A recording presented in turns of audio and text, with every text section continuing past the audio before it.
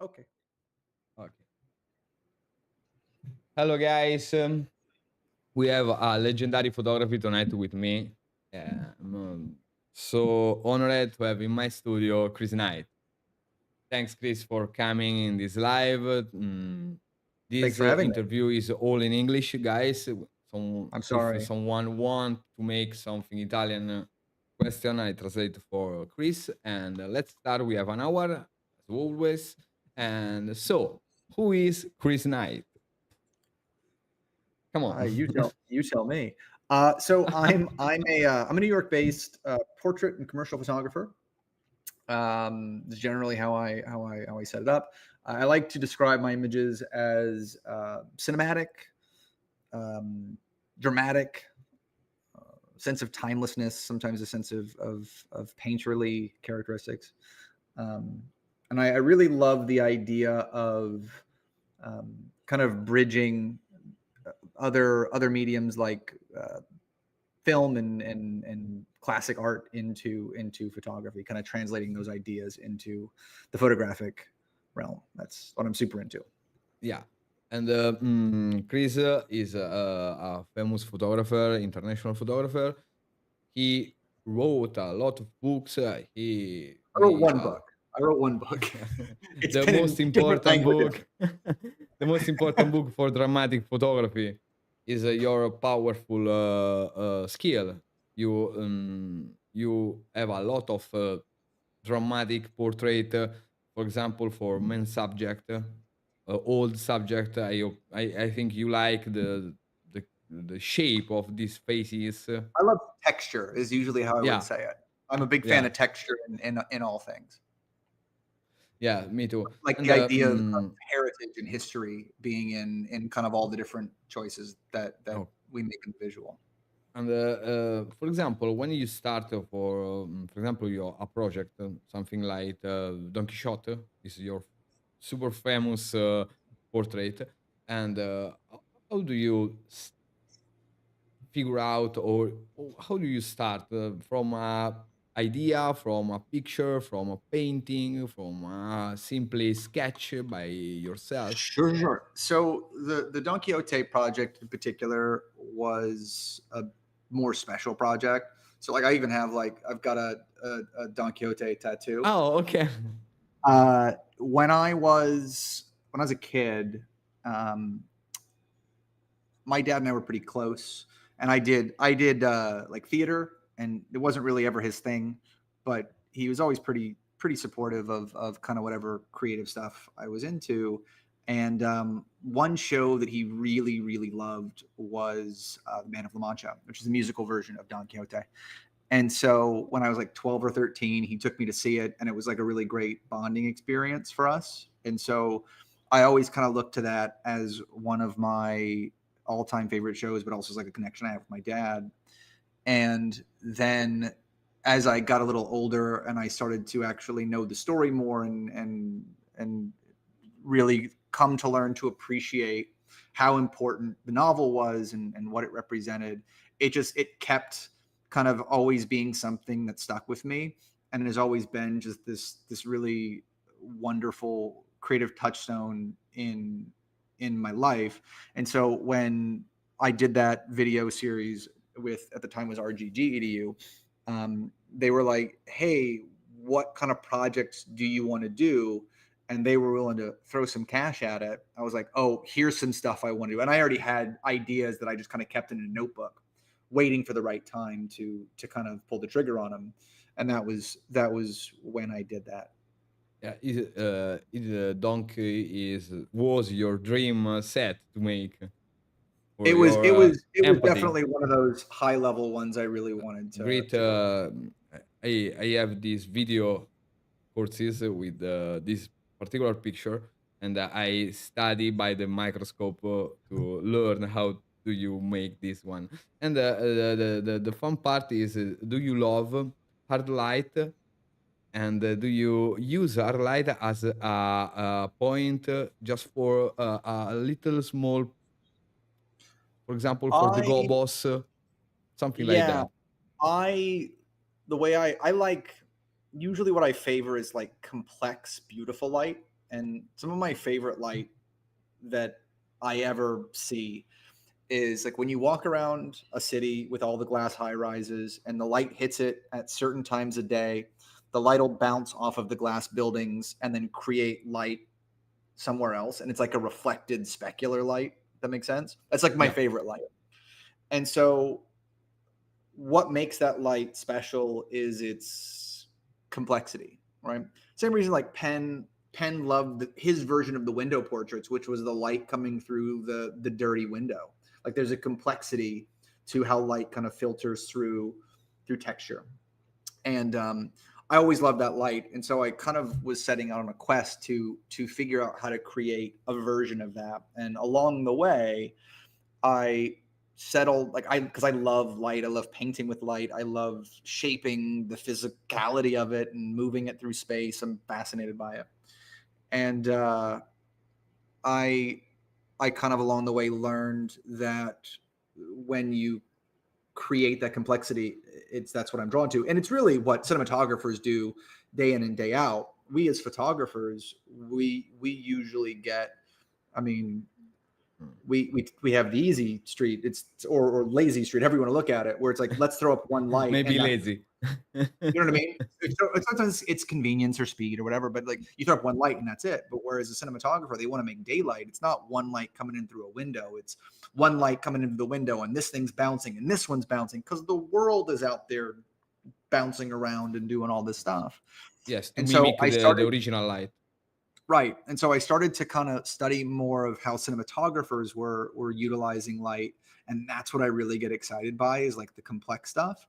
But we get certain benefits of working with strobes. We get certain power things, and we can play with timing a little differently, or aperture a little differently, whatever, how a cinema camera might be a little more restricted to. And so we get some of the benefits of photo, but we can think about like the methodologies of cinematography. And if we can kind of merge the two, I think that's where I really get excited with making light. Strobes are good for powerful, for portability, for all this stuff. Yeah, I mean, I But use whatever. I'll use strobes. I'll use continuous. I have a yes, collection of really old, big, hot continuous lights that I like to pull out that are just Mole you can't. Harrison, Yeah, Mole, I got yeah. a handful of like 2Ks. Uh, I've got the Da Vinci's, which are like the cheaper versions of that, which you can pick up if you find them for a song. I mean, you can usually find a 1K, 1 or 2K Da Vinci, in the Wow. US for like $100 or so. It's not unusual if you find it secondhand. Whereas I, the Mole I, Richardsons tend to be a I'm little more. searching the original Mole Richardson for my studio. I don't find They're here in always Italy. more expensive. Yeah, Yes, it's so I've got difficult a to couple of find. 2Ks. I've got a big scoop. Scoops are really fun. And so what I always look for is the kind of light that like does something different. Like if I'm going through the headache of pulling out a hot light and dealing with it, what's it gonna do different? And Yeah. that's usually what I'm after. Otherwise, like I'm gonna work with Well, what's convenient, what's easy, what's fast, what makes the in people comfortable. in your last words in your Instagram profile, Chris Knight, if you want, if someone want to visit, there are a lot of movie poster look like. Yeah, Yeah, it's yeah. a little bit different. The dramatic light, dramatic portrait is another style, another involving of your So vision of photography. It's so interesting. so I when I was a kid, I actually, before I ever wanted to do photography, I wanted to be a movie director. And so I Oh, always really? have like I did, yeah. But I was like I came from a small town with no connection or anything, and I was like I'll never crack into that. And so but I love movies, TV. Like I'm like an obsessive pop culture sponge of stuff. The way it sticks in my head better than almost anything in my life. It's really unfortunate for the other things. Um What's your like I could tell you favorite film photographer, film director? favorite film director. Film, for example, Spielberg or Spike I mean, Lee or it's hard to say yes, what? like a number one. Um I don't know, like, because those people, I love this. Like, I have like such a love of Spielberg and what he does for film. Kubrick as well, or a Tarantino, or um, very very differently, but like a Mel Brooks. Um, I I get yeah, I mean, and then like when if I were to say favorite movies, it probably wouldn't even align to most of those directors. What it's like, so it's the directors versus. I mean, Denis Villeneuve, I think is out there doing really wonderful things. He rarely misses. I think nowadays, I think Nolan's wonderful as well. But back in the day, I mean, probably a Kubrick or Tarantino, because Tarantino for me was when I was, I don't know, 15 or so, 14, 15, somewhere in that ballpark. I saw Pulp Fiction. Oh, And I masterpiece. grew up and I was like, I had seen the Spielberg movies and the big stuff and Star Wars, and I always loved those. And like those were always staples of kind of like my movie watching when I was a kid. But I remember at that, like, I was never exposed to cinema. And I watched Pulp Fiction like 14 or 15. I was like, oh shit, I didn't know movies could do this. And that was the movie that made me want to go find more out about movies. Yeah. And so that was always like my like creative springboard to like trying to find things that made you look at movies differently and did different things and play with the form. And so I always like that will always hold a very, very special place in my heart. Your images are absolutely stunning. I love it. I check some behind the scene. You work with the LEDs, with the bar LEDs, some blue and red, something like that, with a For model which in one? the. I don't know. In your profile, there are some behind the scenes photo with the LED bars, blue LED bars, Yeah, yeah, and yeah, yeah. something like that. I don't remember correctly, but I think it's this. And Yeah. it's Yeah, what go do ahead. you Go ahead. think regarding LED technology? I think it's come a long way. I basically, I work primarily with strobes, Profoto strobes. It's usually what I use, but it's not the only thing I use, and it depends on what I need. So, for example, if I'm shooting a motion component, the motion needs to match the stills, then I'm going to use continuous lights, right? Or if I want to really lean into an old Hollywood thing, maybe I'm going to pull out my Mole Richardsons and do something in a really authentic way. If I want to be a little bit of a masochist about it. But a lot of times it's if it's only got to be a strobe, maybe I'll grab a strobe for convenience. But I usually will grab continuous lights if I need to match motion, or I'm going to do something with a lot of color, because I think the multicolor LEDs are really really helpful, as opposed to like popping gels on a strobe. But I mean, Yeah, it's so annoying. Change the gels yeah. So outside of that, I mean, it's whatever I need the lights to be at the end of the day. because a lot of people try to uh, use LED lights, but the first problem is the powerful, the brightness. For photography, there Yeah. are not brightness than a strobe. Sure, but if you don't need like a really high, if you don't need a high output, if you can get it with a low aperture, like you Yeah. can still get away with it. Like there's a guy I know, Kurt Ilizwenko, who does a lot of key art and movie poster work. And he's fantastic. He did like the work for the Bear recently, but he did was it the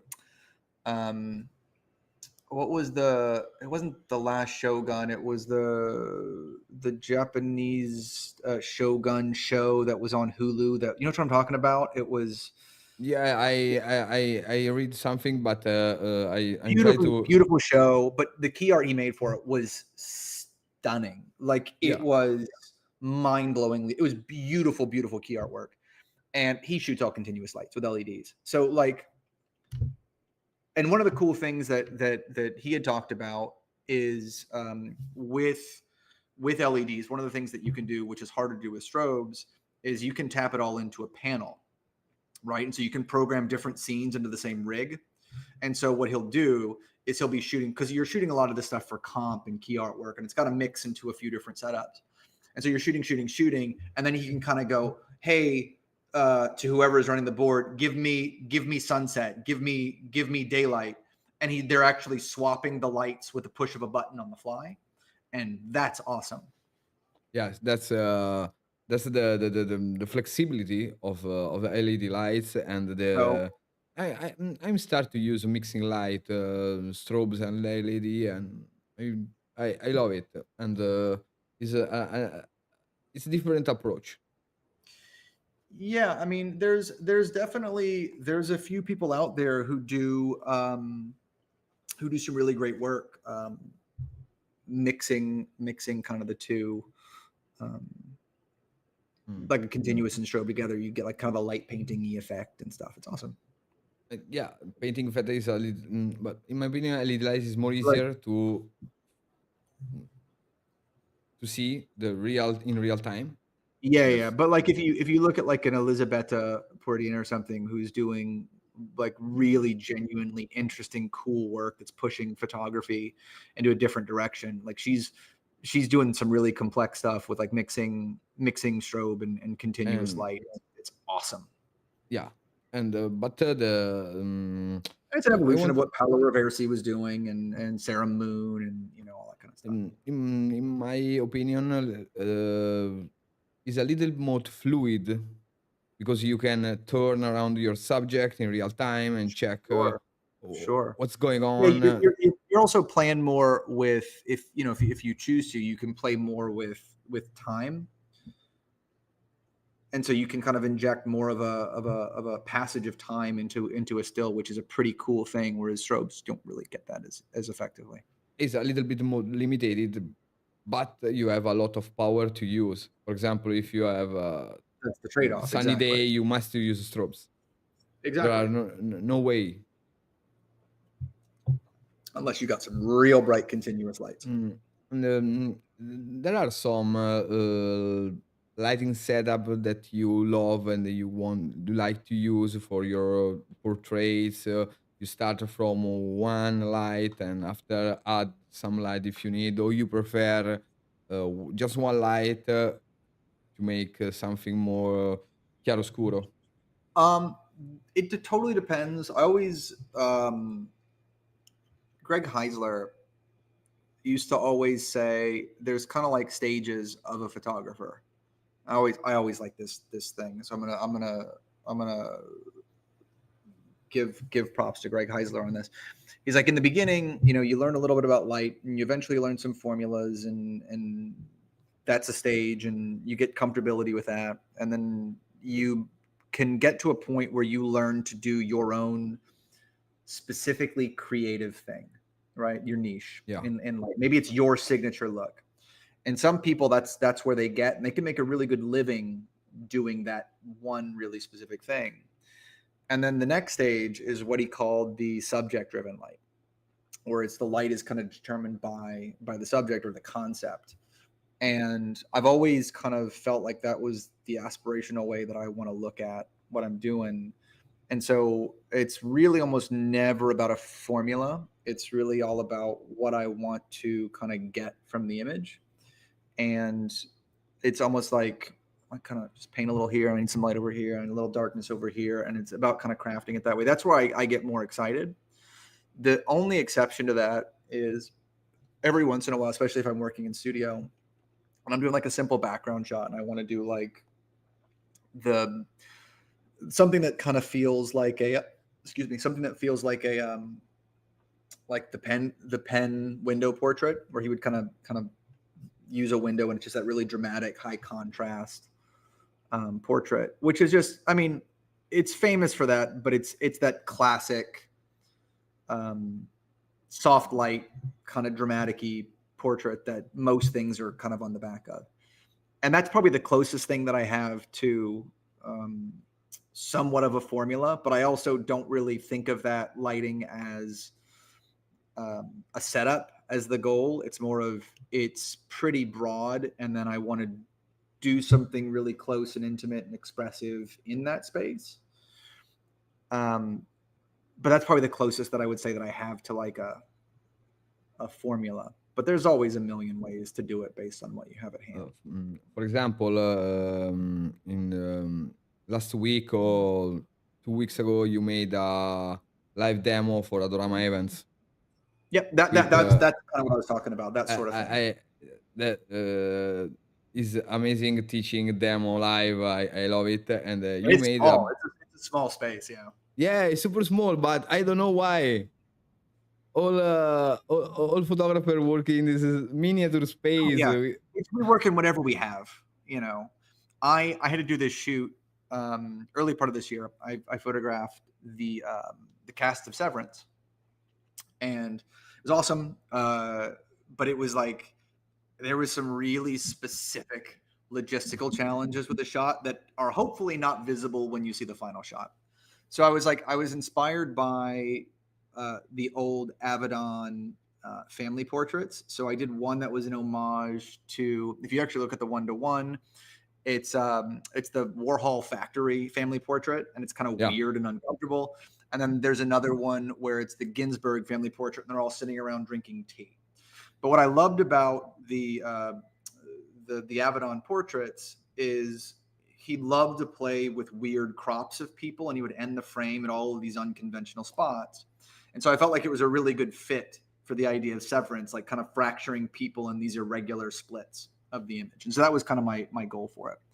And so I went in with this concept, and I brought my teacups, and I knew I was going to shoot it on seamless. But part of the issue was it had to be comped together. 2 of the actors were not available for the same day as the other 5, right?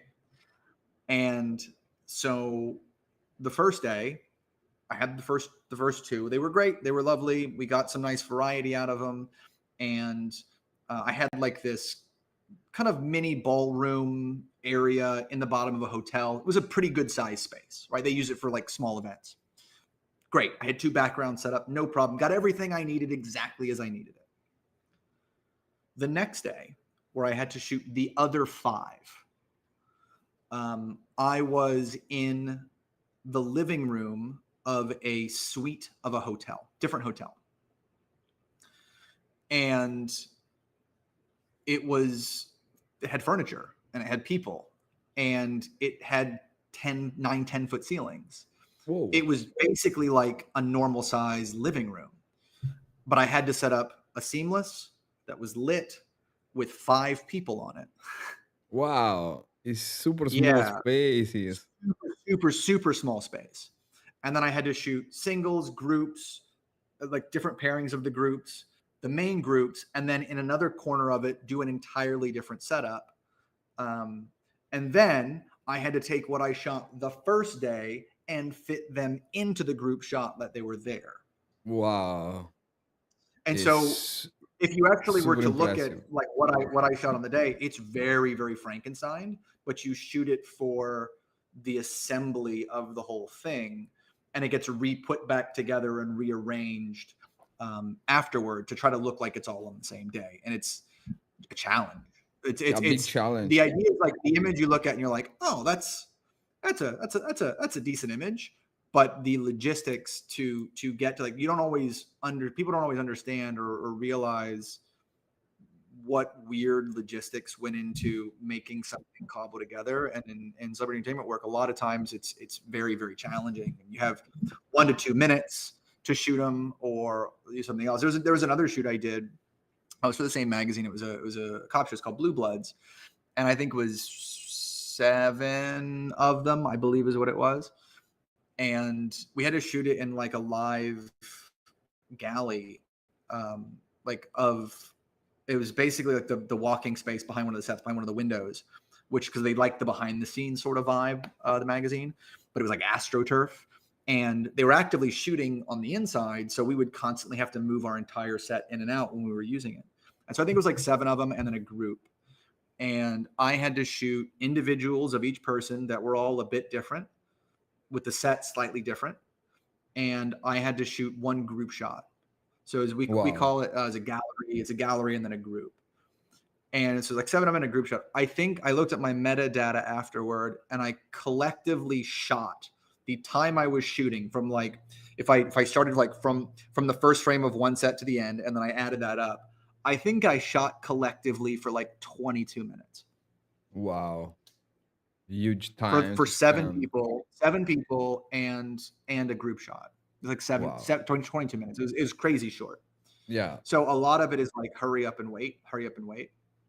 Another one was the I did this boxing project. It was a Tyson Fury Usyk fight, the first one they did a couple years ago, and they basically wanted it shot like multiple genres of movie posters. Which was a really fun project. Like one was Pirates of the Caribbean, one was a Western, one was the regular boxing hero shot. One One was is something like Gladiators. the people stay up the chair or with something like Neo from Matrix, something like that. In the Yes, blue it was like the background. battles of the ages, Yeah. right? Yeah. Lovely. And so how we had to shoot it was they're actually shot in different countries, Oh, wow. different weeks. And so we had to take each of those setups for each of the posters and duplicate them in an entirely different space each time. And sometimes Wow. we'd have a couple minutes to shoot one. Other times it was, it's sometimes it's just very hurry up But and wait. It's like, "Hey, all right, you got 30 seconds to come in and get the shot."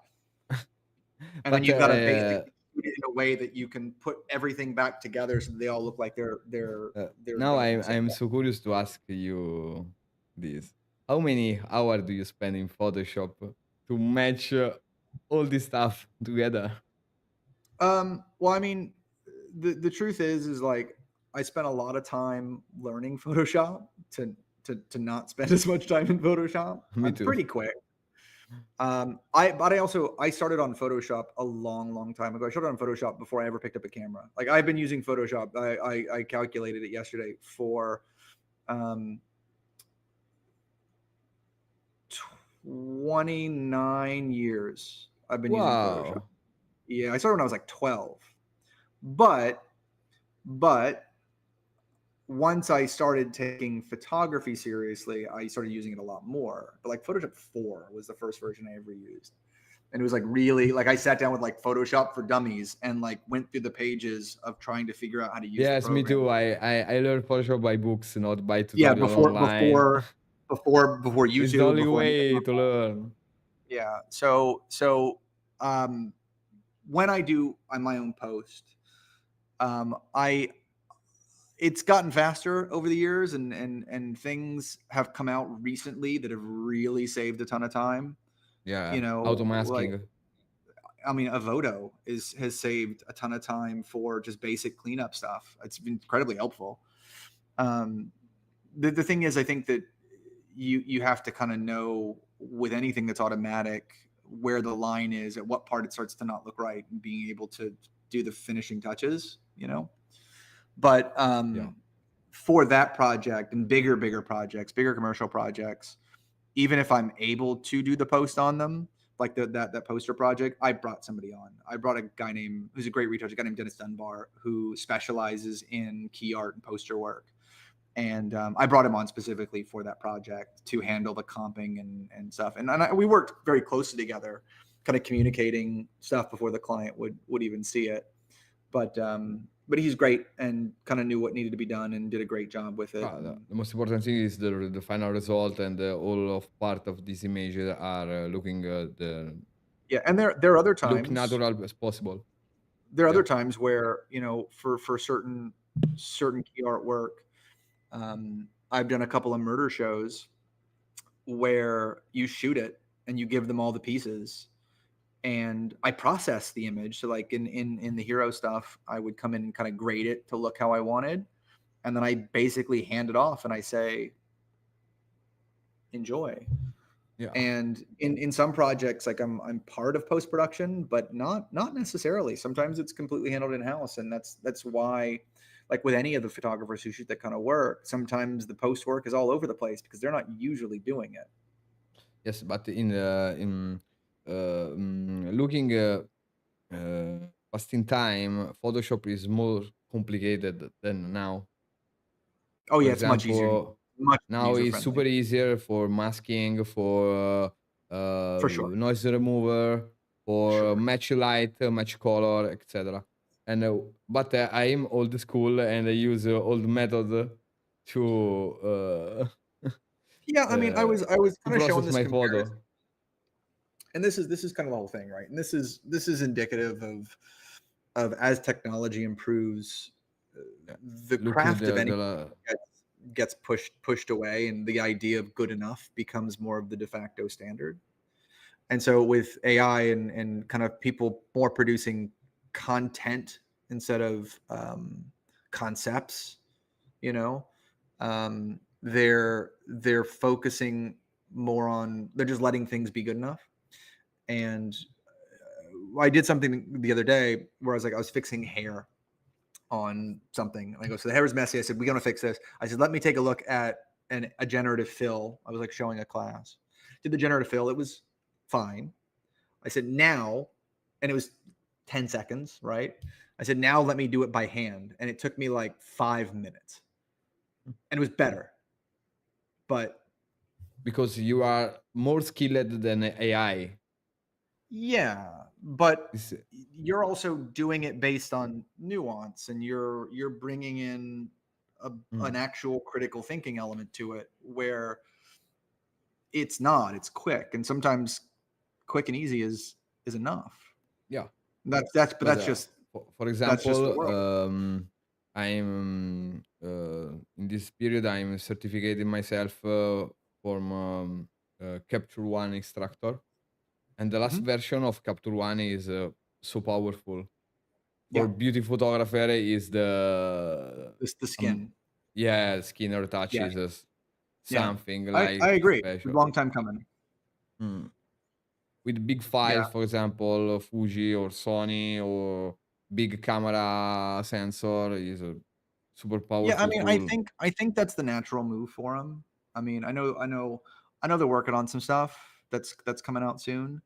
Mhm. But like with everything, like Adobe's got a couple of things in beta right now that are great. Like they're improving the remove tool, which is nice. They're also adding in like an upscale resolution, which is going to be a new thing and Ma super helpful.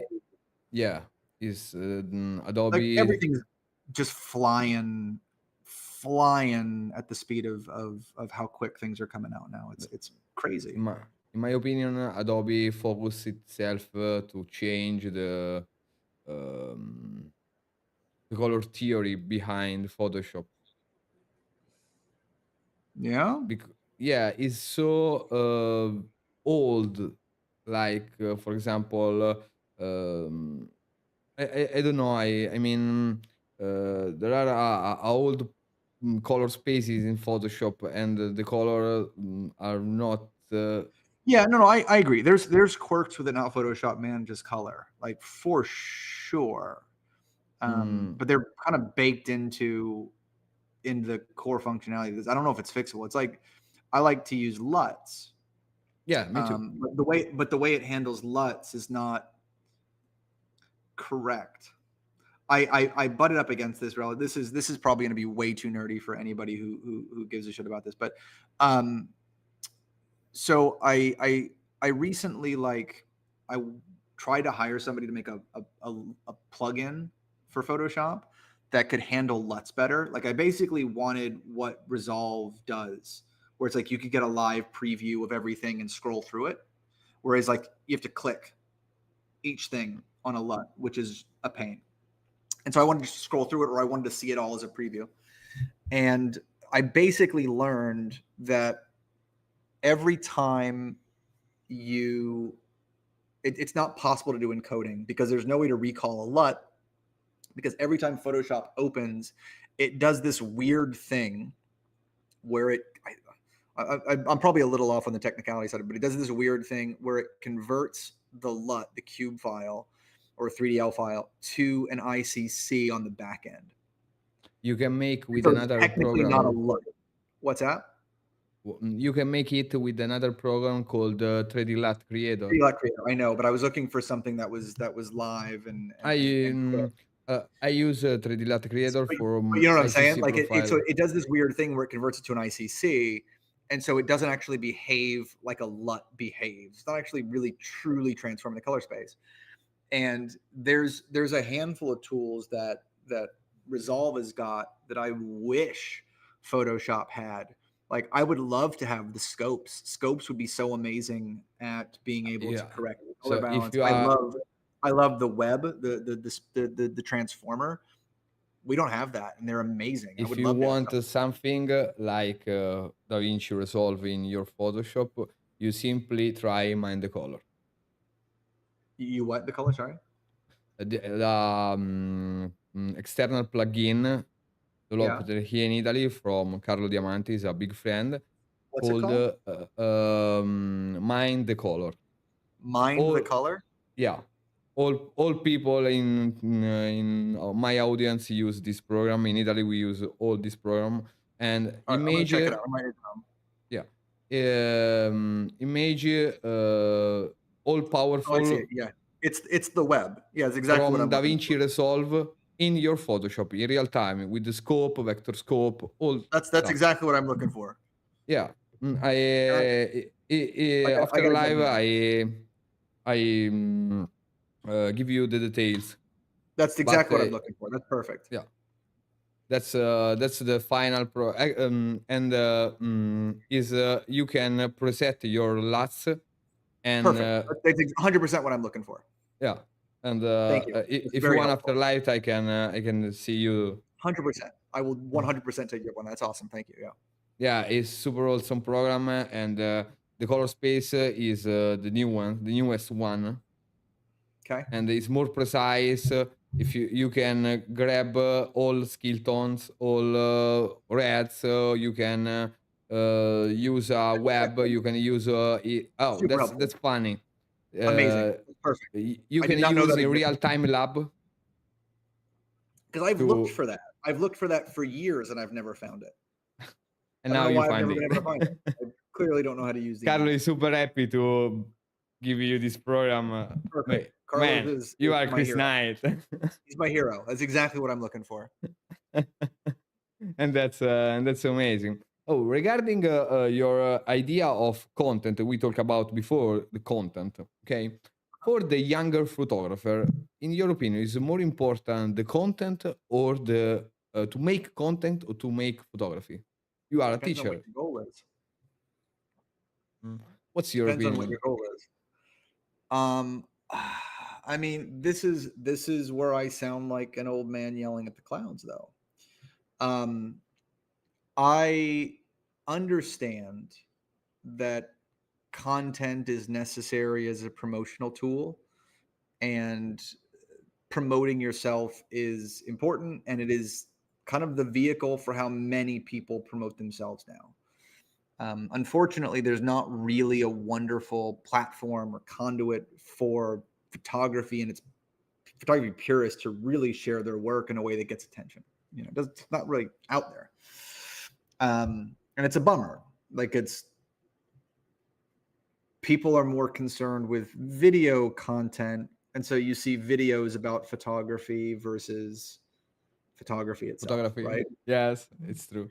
It's true. Um, And for you, is it more important technical or feeling in your photography? The Concept is skill. always the most important thing. Technical helps you achieve it. You need both. Your technical side has to be good enough to communicate your idea and good enough to say what you want to say. But if you don't say anything, your images don't have any soul.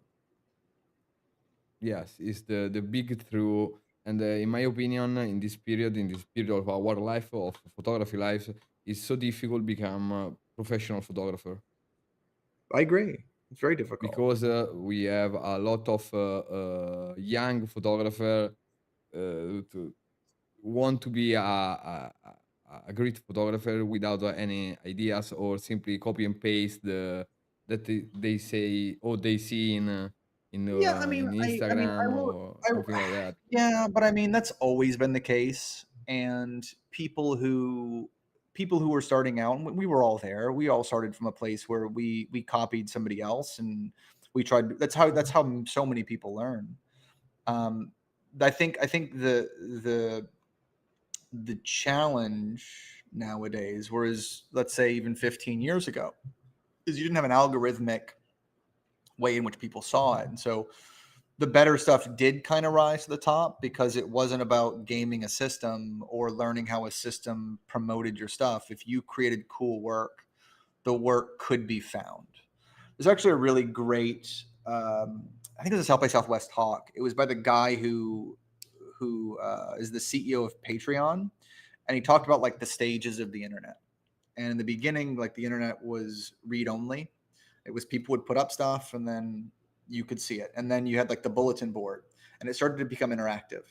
And then you had a social side, and you had, it was the early days of Instagram and MySpace, and people could find you and you could find your fans, and you could find that it was a great time to be a creator, because if you produced cool stuff, people could find you, you know? And then we went to an age of the algorithm, which was the next stage, which we're still currently in, where it's doing things to feed the response mechanism. And then we're eventually going into almost like a dictated algorithm, which is more of the TikTok thing, which is spitting out more of what it thinks you want versus the way in which you interact with what you're already using. Right. And so it's kind of the different stages of how the internet becomes more and how more the interactive. Changes. It's a really fascinating talk. Yeah. But I mean, it used to be you'd make cool stuff and people would find you. Now it's a harder thing. I think certain creativity and certain creatives will still have whatever they're doing found, but it's harder to, because there's so much noise, it's harder to break through. You know? Yeah. I think it's so much harder to break I agree. through. Yeah. Because for example, a lot of my students regarding the teaching world or something like that want to be a photographer without spend a lot of time, a lot of fails, a lot of trying, a lot of hey, how I can make this one? Please tell me. Yeah, and I mean, there's multiple reasons for that. I mean, we have, like, for example, the end of the assistant apprenticeship thing, like the which used to be how you would learn. You'd learn from somebody else, things would get passed on. Now people don't really do that anymore. They kind of learn from the internet, and they go out and they screw around and they figure stuff out. And so there's no like kind of formality or consistency to the procedures or business processing or things like that. I think that's really, really valuable, because you really learn certain ways to kind of behave on set, dealing with certain professional people and stuff like that. I think it's really bad. I think missing out on assisting is such a loss, and I really encourage anyone who's ever given the opportunity to assist to do it. I think it's really, really valuable. But I think that's part of it. I also think that there is an aesthetic out there now that is the not trying aesthetic, and I think it's a bit of a snake eating its own tail. The brands would cut budget going, we want something to look more authentic, which just is cheaper, and so people go, oh, this is currently what's in vogue, and so let's all kind of jump toward the not to look like we're trying thing. You know what I mean? Like, and so it kind of it feeds itself. And it's just the movement we're in. I mean, all art movements, as you know, you studied this, are just, they're either an evolution of or a rejection of what came before it. And so I always like to kind of make the comparison to like the Renaissance to Mannerism to the Baroque, right? Let's be art nerds here for a second. The Renaissance was absolute perfection, idealism in everything. Everything was unattainably perfectly amazing, right? With motivational reason, like what it was trying to do, and like the Da Vinci's, Michelangelo's, great, right? Then that evolves into Mannerism, which takes the purely aesthetic side of it, and it's art for art's sake with nothing behind it, and it's kind of vapid and empty, but it's pretty. And then they go, let's reject all of that, and for again, it's much more complicated than that. It moves to Baroque, which is Yeah. the realism, which is the everyday, which is the attainable connection to the material that is raw and emotive. And so it's things swing. And I think things will swing back into kind of a celebration of polish and technique. I hope, but Mm. we'll see. Yeah. But in my opinion, we live in time where for example, the painting is for me is my core, is my base idea of any of my photo, because I study a lot of painting, a lot of painter, a lot of books Yeah, regarding history of art, and for me is every day. For example, we talk about. For example, Rembrandt and Van Gogh, right. two different, absolutely different painter, but they are so great because they are so Those are your two favorite emotional. though. You picked like two people who have like the impasto, like that's your thing. Like that's Yeah. And but for example, Michelangelo and Van Gogh or Monet, for example, Monet is totally different, but the expression of their life that are in their painting, in the hands, and I think the photography is the same. We live sure. foresee the world and tell our story, but now is more important. Not the story, but the content behind the story. And this is so strange for me because I'm so old school. For me, photography is photography. It's not digital art. It's not photo manipulation, extreme photo manipulation. But it's happened because a lot of client want to a lot of manipulation. Mm, Yeah, I mean, I think we're still gonna be in the raw aesthetic for a little bit longer, at least while AI comes in and has that very polished look of things. Because like we spent so long trying to polish and finesse the image, and like yeah, that was like decades and decades and decades of photography trying to reach that such high level of execution and precision. And you could make something that was so polished and so perfect, and then now AI comes in and does that, and you're like, oh, so if we need to separate, if we need to basically show that it's not AI, we have to lean into the incorrect parts of it, or the errors, or the things that make it raw or real or natural. And so I think you see a fair bit of that work being created because it's trying to differentiate itself from AI. Like I've yeah. gotten people who like look at my old work and go, "Oh man, this looks like AI." I'm like, "Yeah, this was created, 5, 6, 7 years ago."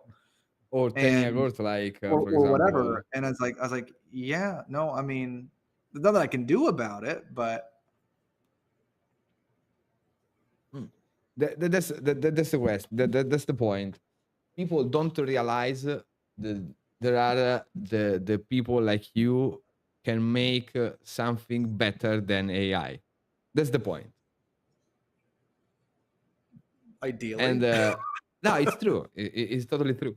And the reason, in my opinion, is because a lot of people scroll on Instagram and see all stuff generated by AI and not by human. But for me, this is a big challenge. I ask myself, can I make better than the AI? And that's interesting for me to change my challenge myself with against AI. And Yeah, I mean, I think the other way we can kind of look at it is there's a lot of work that is being produced that isn't um, mind blowing. It's fine, right? There's like with any artistic, anything artistic, there's a lot of work out there that's just fine, right? Yeah. And I think a lot of work that comes out of generative AI is fine, right? And so it's hard to get past fine. Like you have to make your stop through fine to do something unique. Yeah. It's the idea of, it's like the Philip Glass taste thing, where the only way you produce truly interesting work that is different is by making mediocre bad work first, right? You have to kind of work through it. You have to figure out what you like. You have to figure out what's been done and what you can do differently. And that's a process and it takes time. And you have to give yourself that time. My one worry is when stuff is instant is people don't ever work through that period. And I think that's what you have to kind of give yourself the berth to explore and to move through. You have to give yourself the play, the exploration. You have to be able to fail. You have to be prepared to fail. You can't be scared of doing something that doesn't work, because sometimes the thing that doesn't work leads you to something new. And I'm always a pretty curious person. That's my one.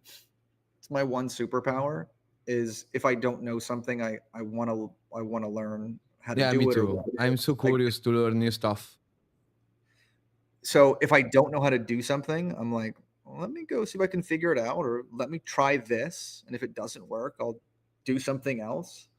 But you always have to be able to feel like you can crash the plane and to not have the fear of, But you can prepare from this, and if you fail, you restart from zero, from the base, and remake.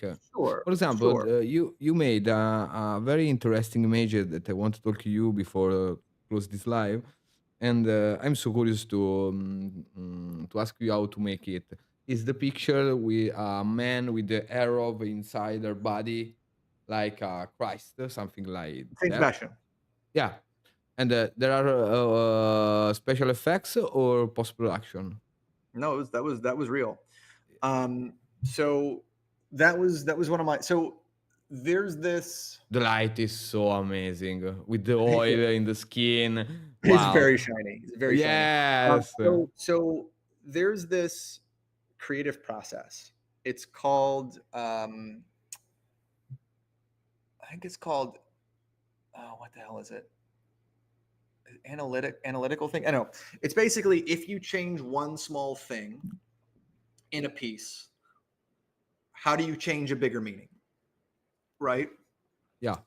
So, what I think people lose with the Baroque period is that everybody was wearing current clothes. It's just we're removed from it, so it looks old to us. Like when you look at like the Calling of St. Matthew by Caravaggio, they're all dressed in modern day clothes, like from the 1600s, 1600s. No, right? No, well, whatever. But they're on modern clothes, and so I wanted to do a piece of a Baroque period, and I always love the Saint Sebastian mythology. I do a lot with I always like the saints work. And I wanted to do a classic and a modern interpretation of it. And so I wanted to basically do a diptych, so two of the same images, and I wanted to make them as similar as I could, but change a couple ingredients. And then how does that change your interpretation of the piece? Right? That's kind of the idea of it. What small changes can you make that changes the greater meaning of the work? And then how do you view those two things as a whole cohesively? Because I think like when we go to a museum and you see some of these horrific acts painted as beautiful pieces of art, whether it be like the Sabine women or it be the Massacre of the Innocents or all of these things that are beautiful pieces of art, but horrible stories. I think the idea Usually, of yes. the Terrific. duality always fascinated me, of like the beautiful way in which this horrible thing was portrayed. And so I liked the idea of let me do a classic version of Saint Sebastian, but let me tweak a couple of things, and when we look at it through a modern lens, how drastically that changes our interpretation of the work. That was kind of what was motivating what it was after. So I that's one of my there's very few of my own series where I go, I'm really proud of this Yeah, it's a stunning as a work. image, super That's one of my visual my impact. favorite things that I've done. No, And it's true that that you see before a lot of classic painting or church painting or sacred painting behind that there are a struggle stories or a splatter stories. For so many. example, just like always, people who had in the hand or something to with the lance to put it. Yeah. Horrible It's stories. yeah, I it's so always like to splatter take my stuff, you know. classes.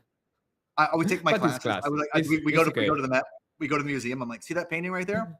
They go, yeah. I said, do you like that painting? They go, yeah, it's really beautiful. I said, go read what it's about. And they walk over, then they all come back horrified. I go, yeah, yeah. For example, in the Louvre there are um,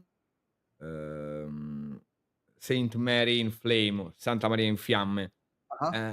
This woman completely burning out. Okay, but Yeah. it's classic. It's Yeah. No, okay. it's amazing. I know. Nobody, I don't have any problem. But for the Saint That's Sebastian piece, funny. so it was I got these arrows off of online, and I cut them in half, and then I had a special effects artist make a bunch of wound pieces, and we And basically just, prototype. we glued them in, and they're all held up by wire. Okay. That's the trick with They're held up by wire. Yeah. So I found when I was looking for a special effect artist to collaborate on the project with, that whenever people are shot in film and TV with an arrow, they're always wearing a shirt, because what happens is that arrow is connected to a big plate to hold the tension of it from not falling down. But when the shirt's off, you can't do it. So I had to convince someone to go, no, we're going to hold it up with arrows. Because the first few people were just like, I don't want to do that. That's not. And so this makeup artist, she got it, and we held it up with fishing wire. Hey, a lot of time to spend to put the right tension, the right. I basically had two assistants, one on each side, and one was on a ladder, and they were just kind of each were holding two. Was how it was done. I think some error dropped down and hey, damn, Romania is normal. We have some flexibility of the pieces, like it's shot in plates and stuff, but Yeah, it was I love this work. I hope to see the original one with your sign yeah, that was based in my on wall. it was based on the Rubens. The Rubens won the most. There's a few, but the Rubens Saint Sebastian was the But main. you have crafted also the the wood behind the subject, So or that was a cool little trick. So what I did for it was because with Saint Sebastian, the story goes that he was either tied up to a column or a tree. And so I was looking for a column, but I couldn't find one like for when I wanted it the size I wanted. So what I did was I took a C-stand and I put brown like construction paper around it to give him something physical to be there. And then when I got home that day, I took one light on my street corner and I just took a picture of a tree on my street. And after you I stitch put it together. over top of the wood or the brown column that I had behind it. Oh, that's a cool trick. Yeah. Easy, cheaper, and super impressive. And then I lit it to match the same thing. Yeah. So guys, we have Chris Knight with us tonight. The time is over, and Chris, thanks a lot for joining this live. I hope you have fun. It was really fun. And I hope to see you again in my channel. And For sure. guys, when we see the next interview, thanks for all. Have a good night. And this is OseaCostantiniStudio. I am Oz, and this is Chris Knight. Thanks so much. Ciao. One of the most important photographer that I have here. Thanks a lot. Good to be here. See you the next live. Hi.